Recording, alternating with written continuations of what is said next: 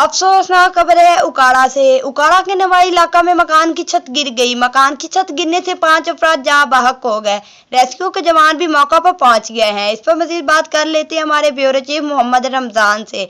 जी रमजान, बताइएगा ये वाकया कैसे पेश आया? जी बिल्कुल, ये नहायत ही अफसोसनाक वाक़या जो है उकाड़ा के अड्डा गैम्बर 60 फोरल में पेश आया है। मकान की छत के ऊपर काफ़ी तादाद में जो मलबा वो रखा हुआ था और मकान ज़ेरे तमीर भी था, और जो इसका मलबे का जो बहुत ज़्यादा वज़न था और जो छत है वो बर्दाश्त वज़न ना कर सकी, तो इसी वजह से जो है वो मकान ज़मीन बोश हो गया, जिसके नतीजे में 5 अफराद जाँ बहक हुए हैं, जिनमें से एक खातून और 4 बच्चे भी शामिल हैं।